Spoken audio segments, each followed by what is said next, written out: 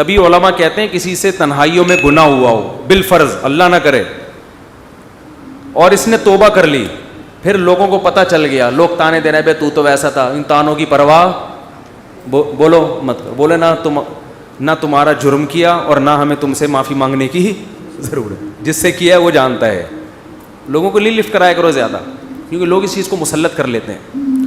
ہمارے حضرت کے پاس ایک بندے کا فون آیا لندن سے، کہتا ہے یار میں نے گناہ کیا تھا، پکڑا گیا، کہہ رہے اب میں نے توبہ کر لی، رو رو کے گڑ گڑا کے اتنی معافیاں مانگی کہ اللہ نے بھی دل میں سکون ڈال دیا کہ میں نے تجھے معاف کر دیا، کہ لیکن پبلک معاف کرنے کے لیے تیار نہیں ہے. پبلک جب بھی گزر کرے ہے نا وہی، تو پبلک کا دل تو چھوٹا ہوتا ہے نا، پبلک کا دل کیا ہوتا ہے چھوٹا. تو ایسی صورت میں پبلک کو زیادہ لفٹ نہیں کرائیں. بولے جاؤ تمہاری ایسی کی تیسی، ہم جانے اللہ جانے تو کون ہوتا ہے بھائی میرے کو.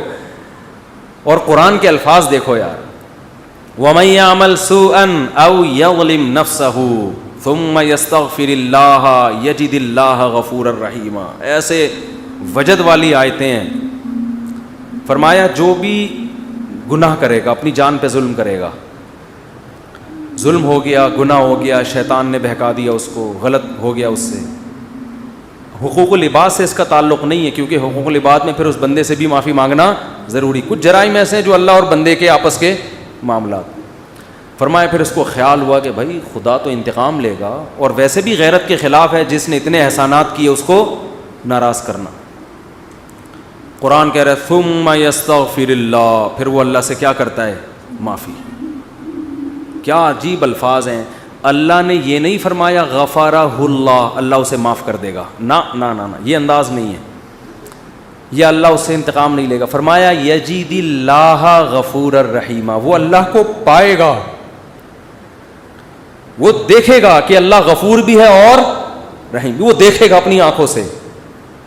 یہ ایسے ہے جیسے ہم کسی کو دعوت دیں کہ آپ ہماری دعوت پہ آؤ، آپ پوچھتے ہیں کیا کیا ملے گا.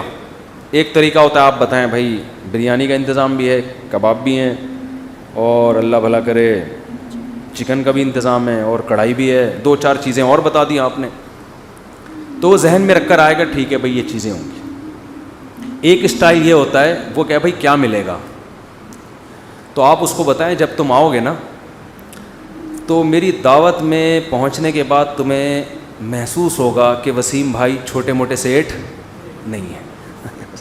وسیم بھائی نے دعوت کی، یہ جی تم پالو گے، یہ چیز محسوس کرو گے کہ وسیم بھائی طبیعت کے تنگ، ایسا دسترخوان ہوگا، چھوڑو بریانی کباب، چھوٹی وہ غریبوں والی باتیں ہیں.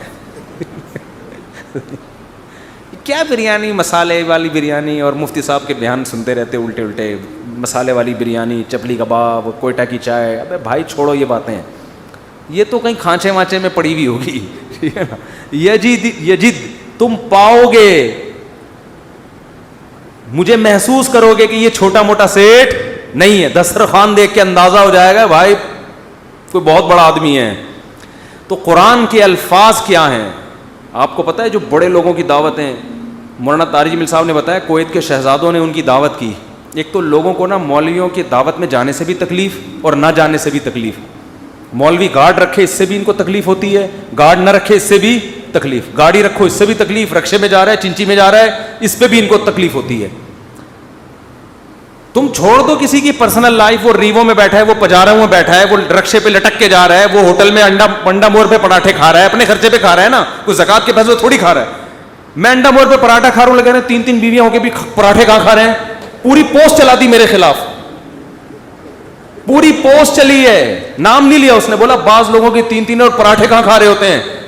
یعنی گھر پہ اتنا بھی کنٹرول نہیں ہے کہ گھر میں ان کو عزت کے ساتھ ناشتہ مل جائے.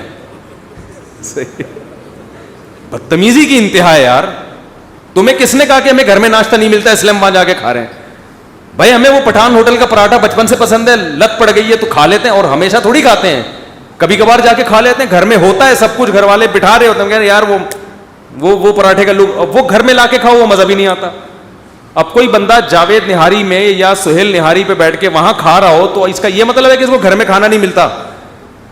ہم نے وہ نہاری گھر میں لا کے کھانے کی کوشش کی ہے، مزہ خراب ہو جاتا ہے، نہیں آتا مزہ. اور روزانہ تھوڑی ہوتا ہے، کبھی کبھی پوسٹ چلی ہے. پوسٹ چلی ہے میرے خلاف, وہ طنز کیا ہے. وہی مثال ہے کہ ایک آدمی گدھے پہ نا, وہ اور اس کا بیٹا سفر کر رہے تھے, گدھا ایک تھا. تو بیٹے نے کہا ابا آپ بیٹھ جائیں گدھے پہ, میں پیدل چلتا ہوں. ظاہر ہے باپ کا احترام, ابا گدھے پہ بیٹھ گئے. تھوڑا سا آگے گئے, لوگوں نے کہا دیکھو باپ ہونے کا ناجائز فائدہ اٹھا رہے ہیں. باپ تو بچے پہ کیا کرتا ہے, شفقت کرتا ہے, باپ ہونے کا ناجائز فائدہ.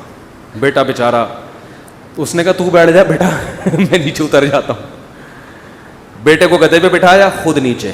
اب گدھے کو لے کے جا رہے ہیں, لوگوں نے کہا ابھی سے بے ادب بنا رہے اپنی اولاد کو, ابھی سے کیا بنا رہے ہیں, بے ادب.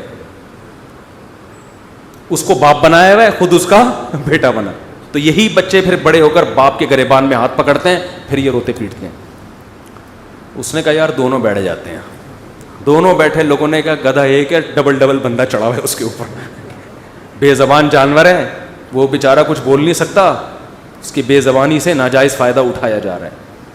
انہوں نے کہا دونوں اتر جاتے ہیں. صحیح نا, گدھا بھی پیدل, دونوں بھی. لوگوں نے کہا ان سے بڑا بے وقوف ہم نے دنیا میں کہیں نہیں دیکھا. سواری موجود ہے پھر بھی کم بخت دونوں پیدل جا رہے ہیں. یہ حال ساس کرتی ہے کس کے ساتھ, بہو کے ساتھ. وہ ساسیں جو میرا بیان نہیں سن رہی. یہ حال مقتدی کرتے ہیں مسجد کے امام کے ساتھ.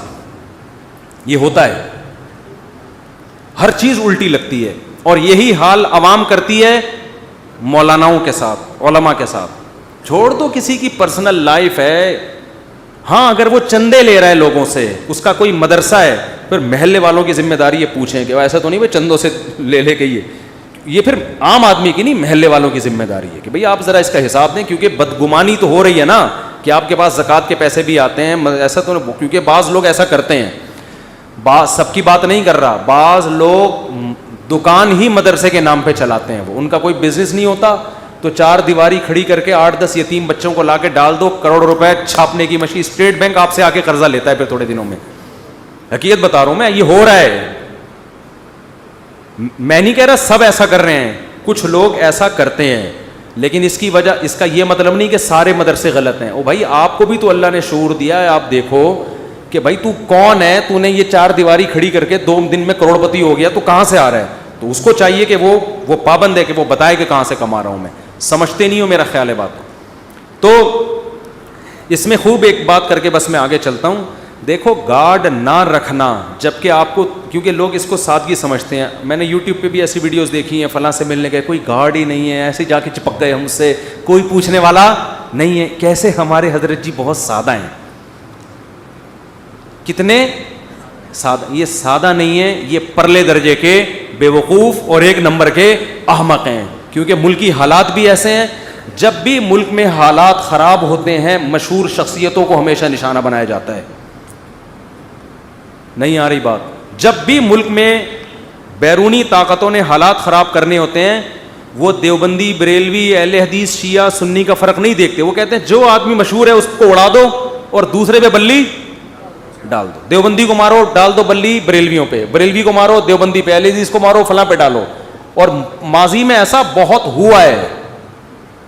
تو ایسے موقع پہ گورنمنٹ پہ تو کوئی بھی اعتماد نہیں کر سکتا.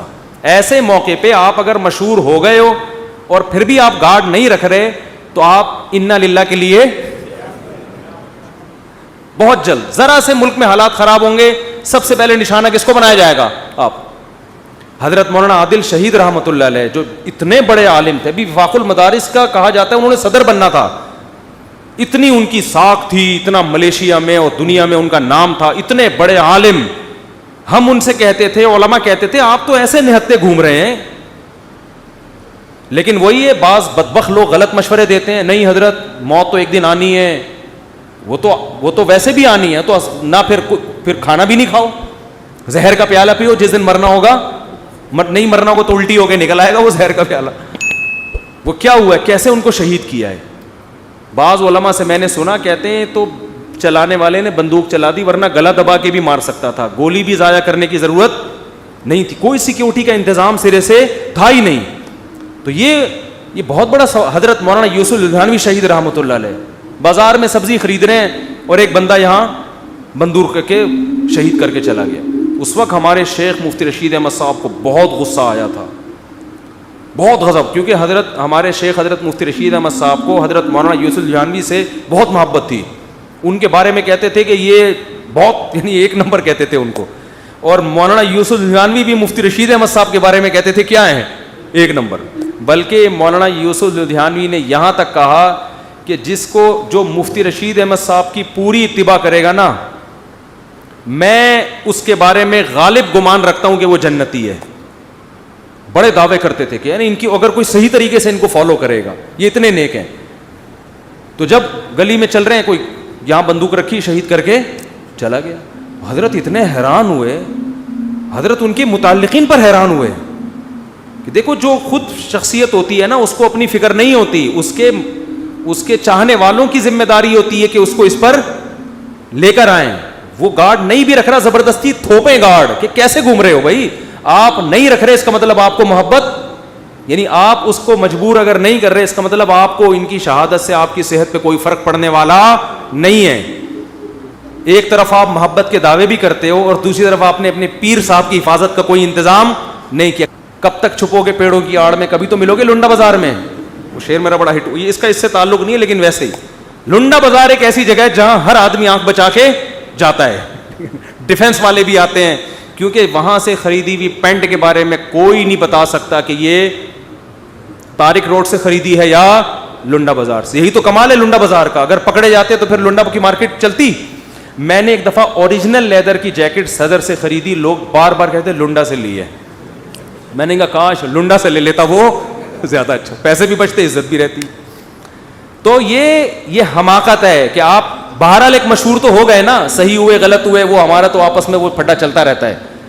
لیکن آپ جب مشہور ہو گئے اور آپ پہ حملے بھی ہو چکے ہیں, 2-3 دفعہ چاقو مارنے FIR کٹی ہیں, اور آپ مجذوب بن کے کہہ رہے تھے ہمارے تو جو بھی جاتا ہے گلے مل کے, ایسا نہ ہو ایک دن کوئی گلے ملے اور آپ کسی کو دوبارہ ملنے کے قابل نہ رہیں. جو بھی مشہور ہوگا صحیح ہو غلط ہو, میں اس پہ بحث میں نہیں جا رہا, چاہے کسی بھی مسلک سے ہو, ملک میں اس کو بہرحال خطرہ ہے کہ جب بھی فسادات کسی نے کرانے ہوتے ہیں تو مشہور مفتی تقی عثمانی صاحب کیسے نیوٹرل آدمی ہیں, پوری زندگی میں میں نے کبھی ان کی زبان مبارک سے کوئی کسی کے خلاف منفی جملہ نہیں سنا, کسی کے خلاف بھی نہیں سنا. ان پہ بھی حملہ ہوا ہے, سمجھتے نہیں ہو. اور ہمارے نبی نے پہرے رکھے ہیں, صحابہ کرام کے پہرے ہوا کرتے تھے, ہم ان سے بھی زیادہ توکل پہ آ گئے.